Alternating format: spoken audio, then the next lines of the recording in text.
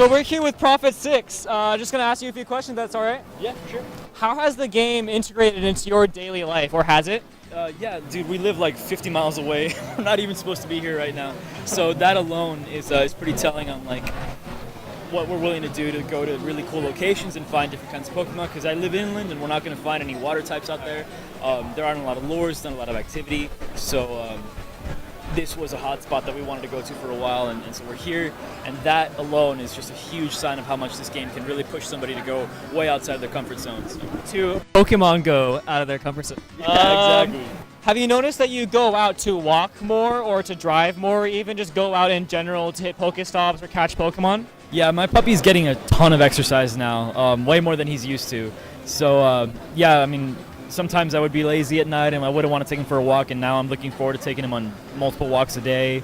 And when I'm at work, there's some stops around there. I want to make sure I hit those first. And so, yeah, it's just I'm out there a lot more than I've ever been. I'm seeing parts of my own town that I haven't seen for years, and that's really cool. So a lot of restaurants, shops, and other venues are Pokestops or have Pokestops like right outside of them. Have you noticed that you've been going to more restaurants and shops and things, and have you been spending more money there?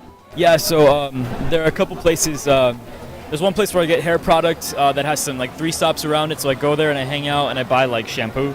And there's this deli in my town of Rancho Cucamonga, where my dad and I get lunch every Wednesday. And there's a stop on the deli, and there's a gym right across the street. So we're just hanging out, and we lure the place, and we just have some hot dogs and just catch a shit ton of Pokemon. So. Have you spent real world money in the game? If so, what have you bought?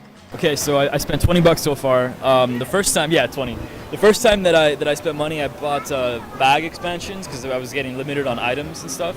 The second time, I just bought a ton of Pokeballs. Sorry, because there was a Yeah, so there was a Charmander that spawned at work, Charmeleon, and it was like 900 CP, and I was super excited. But I ran out of Pokeballs as I was trying to get it. I was so desperate, so I got out of the catching thing, and I just spent $10 on Pokeballs, and I just spammed.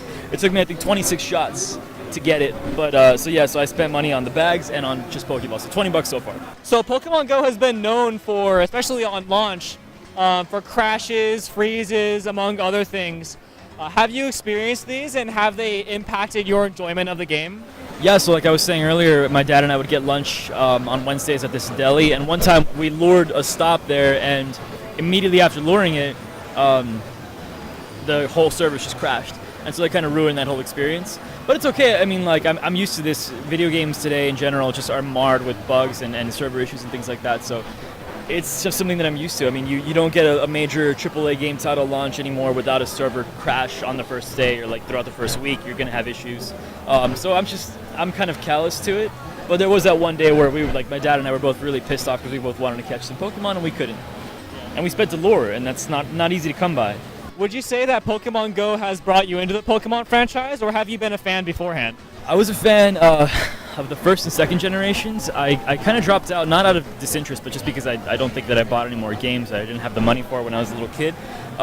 So after, I don't know if it's the second or third generation where you get Cyndaquil as like one of your starting ones. That was the last one that I played. And so I was like 12 or 13 when I stopped. And then I always liked it. I mean, just as like a passive listener, and I would watch new games come out, and there are Pokemon now that I've never heard of. The most recent one, I think I saw something called the Zigzagoon, and I laughed really hard about that. I thought that was funny. So yeah, now that this came out, I'm loving the nostalgia of Gen 1 because this is where I spend most of my time. Yeah. I'm really looking forward to Niantic releasing Gen 2. Yeah, that's gonna be insane. Yeah, so I'm really looking forward to catching that stuff. But yeah, it was just because of a lack of exposure that I stopped playing. So yeah, now I'm like super ready to buy like a 3DS XL thing with like a Sun and Moon in November. Oh really? Oh yeah, like I'm super ready. I'm so ready to get back into it and just have a nostalgia trip and just go back down memory lane and just catch Pokemon like I used to when I was a kid. So yeah. All right, thank you very much. Thanks.